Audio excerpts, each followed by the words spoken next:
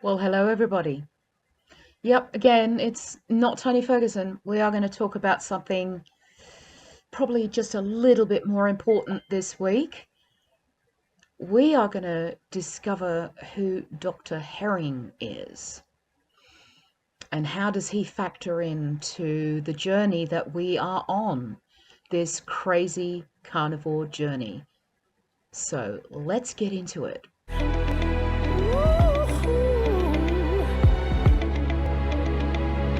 Never gonna stop now, baby. So this video was inspired by a comment that I got a few weeks ago from a person called J.C. Hathey. And they made mention about Dr. Herring and this particular study that they mentioned. And I will put it here and you can have a read of it, pause it and have a little read, or it's going to be over here or something. And you can have a read of that. And I wanted to look into it because of the mention of the law of order and how the body heals.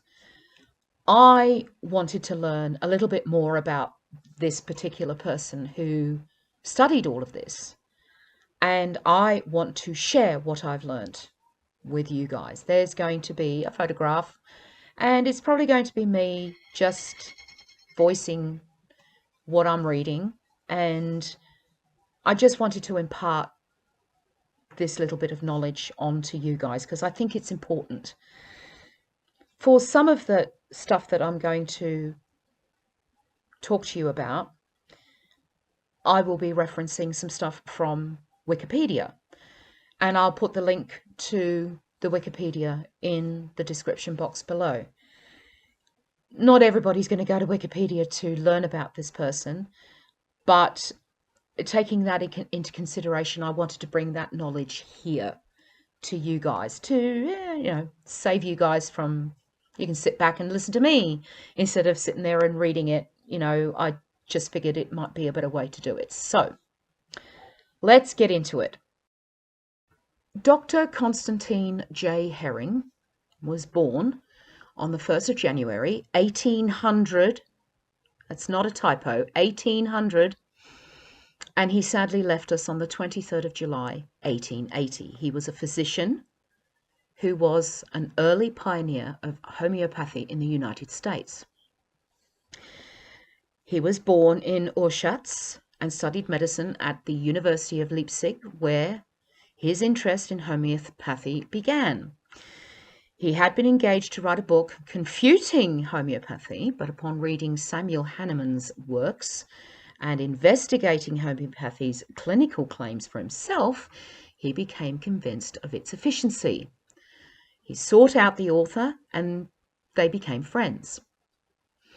They began corresponding in 1824.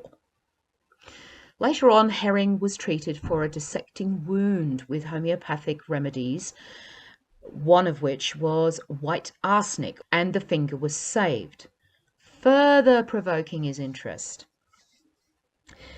He was, for a time, an instructor in mathematics and natural science at Blockmann's Institute in Dresden.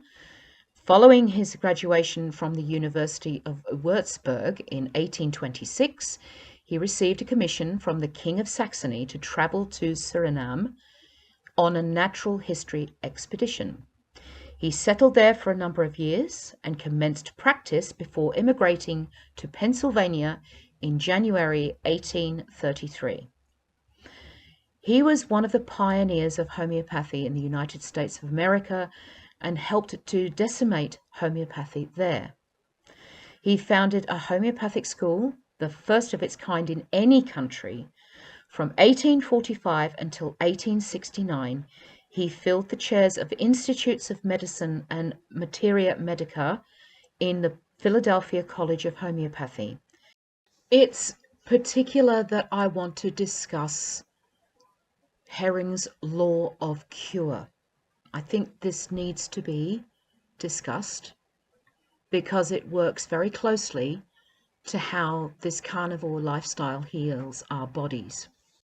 Dr. Constantine Herring a 17th century homeopath, made some observations about the nature of effective healing which we think have stood the test of time and are generally applicable to all forms of natural healing, Western or other than instantaneous, spontaneous cures. The core of his observations was that symptoms resurface as part of the healing process, which occurs in a specific order, thereby offering a symptom resolution hierarchy. Herring's law of cure postulates that in right healing, disease leaves the body in the reverse order of appearance of symptoms, from inside to outside, from the greater organs to the lesser organs, from the head space first, and from top to bottom. Use the acronym RIGHT, RIGHT, to remember the principles. Here are the principles explained in a little more detail. In reverse order that the symptom appeared, meaning recent conditions leave first, earlier conditions leave or are eliminated later. For instance, it might take years for chronically diseased organs to revitalize to the point where the body can liquefy old, dried catarrh or mucus and draw it out through the eliminative channels. From the inside out, meaning getting rid of toxic accumulations from the inside of the body to the outside, i.e., it is the internal toxins being eliminated in the skin, breath, and colon. From the greater organs to the lesser organs, meaning that symptoms heal from the deepest, most limiting level to the most superficial. For instance, a general illustrative hierarchy of importance of organs is brain and heart, kidneys, lungs and liver, colon, skin.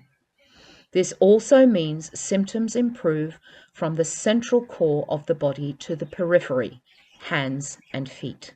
From the head space first, meaning there is an attitudinal change. Chronic illness has a negative thinking aspect to it, whether obvious or subtle. The movement away from disease is accompanied by a shift in thinking, a movement towards cheerfulness, enjoyment of happy moments, fortitude, faith, hope, and the like. As thoughts shift, so do emotions, and so does the body. From the top to bottom, meaning symptoms higher up in the body resolve earlier than those lower down the body.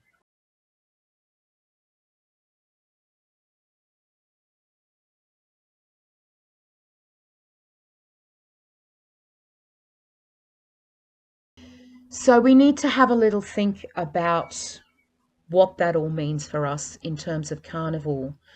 The fact that somebody who is living in the 17th century was, had their finger on the pulse and found relevance into the capabilities of what the body can do when it's got the right food source to heal. I think that alone is the most astonishing part. The fact that somebody wrote this in 1845. 1845.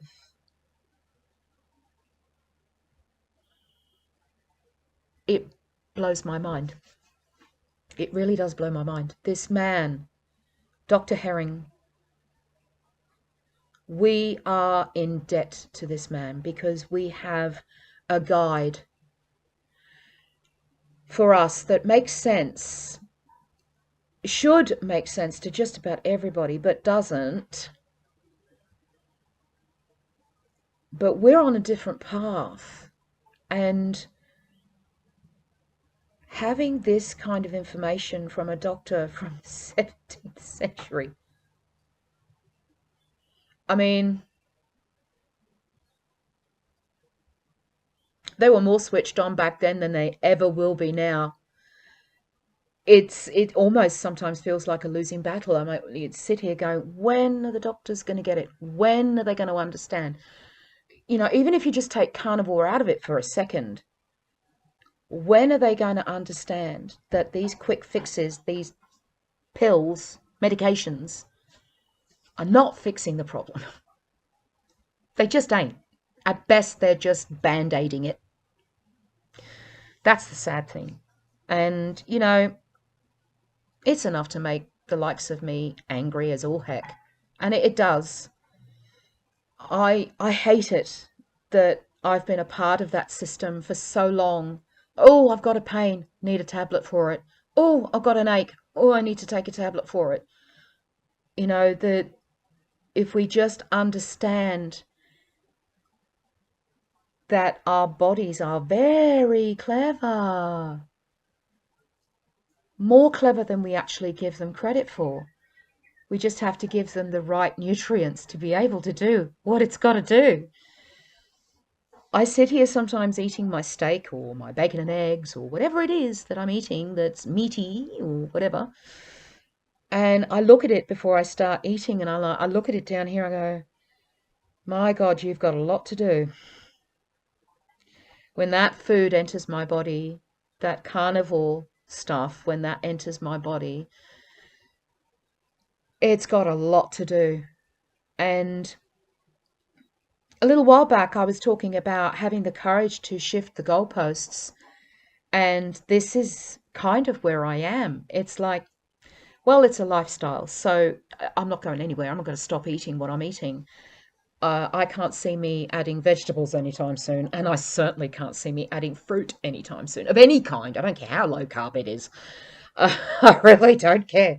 Like, no vegetables. No, not doing it. At the moment, I just lack the courage. The only seasoning I use is salt. I can't do it. I'm too scared of the pain. And I've said many times, the pain is what keeps me on this path. It's enough. It really is enough to keep me here. And I'm good with it. To the degree that if the worst that I did to my body was done over a period of 10 years, which, if I had to be honest, that is the case. I did a lot of this damage over a 10-year period. And it's amazing the damage you can do over 10 years. I'm the poster child. But I also know it's not going to take 5 minutes to cure it all. Hence what he said in the document. If you think that it's going to take 5 minutes, not many people will take it on because it's not a quick fix. This isn't a quick fix. And people need to understand that. Not that I'm going to, but if I went in now, inside the house, into the kitchen, and made myself 4 pieces of toast with lashings of butter and peanut butter, that's not going to do me any good, is it? I would basically be going in there to shoot myself in my own foot. I don't see the reason for it. I really don't. Nike says, just do it. Shia LaBeouf said it. Just do it. I mean, I reached a point in my life where I was out of excuses.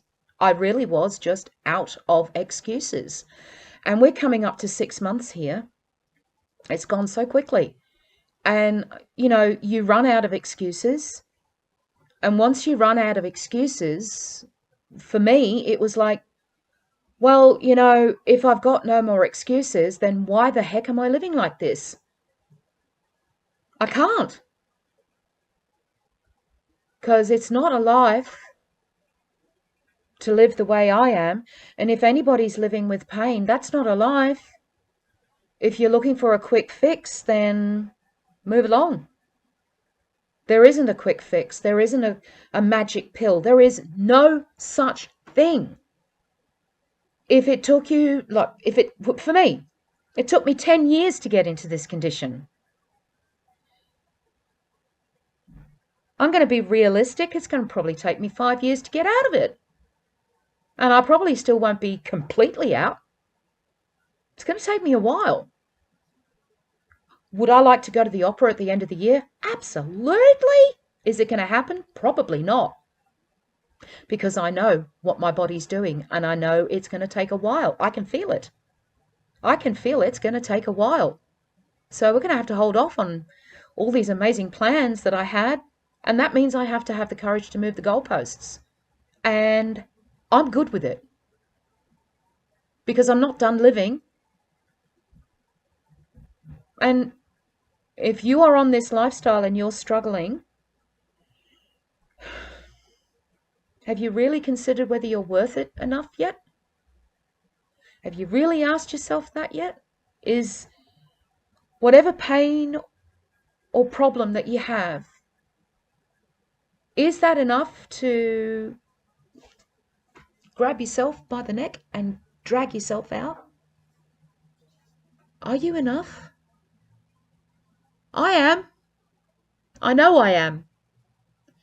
No one should be living the life that I'm living. It's limiting.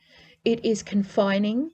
It is confining physically, yes, obviously. But it's the emotional and mental confinement that I just can't handle it. It drives me insane. The pain alone is the thing that keeps me on this. It's the pain.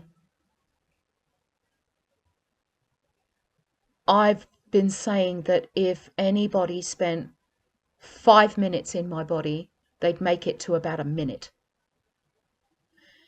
And even so, having said that, there's less pain than when I started. There has to be, because 90% of the medications that I was taking are gone. So there has to be less pain. But there's still pain. Got a long way to go. I am here for the long haul. I will always keep it real. And if I cheat, I will tell you. I haven't. I'm not going to. I can't see any point in shooting myself in the foot. I'm not a liar. Yeah, you're probably wondering why I said that. Long story. Not going to bore you with it. I will always be truthful with you guys here. Even if it makes me look like a fool. I will always tell it like it is. And I will always give you the hard, honest truth. I will always cry if I feel emotional. I will keep it as absolutely real as I possibly can. And sometimes this is going to be difficult for people to watch. I get it. But at the end of the day, I have to consider that my body is in the process of a healing regime quite unlike any other healing regime that I have ever had.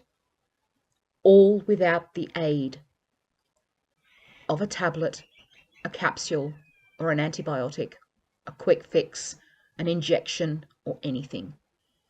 It is all being done by eating meat.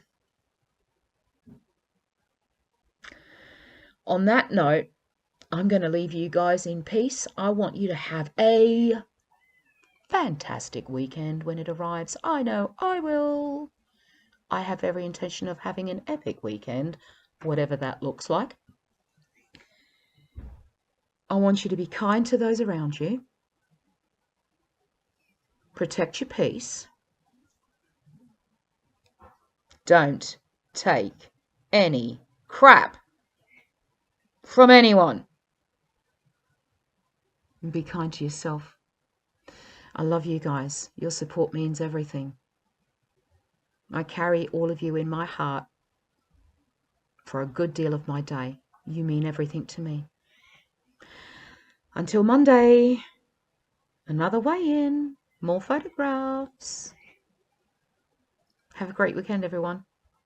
Bye for now. Mwah.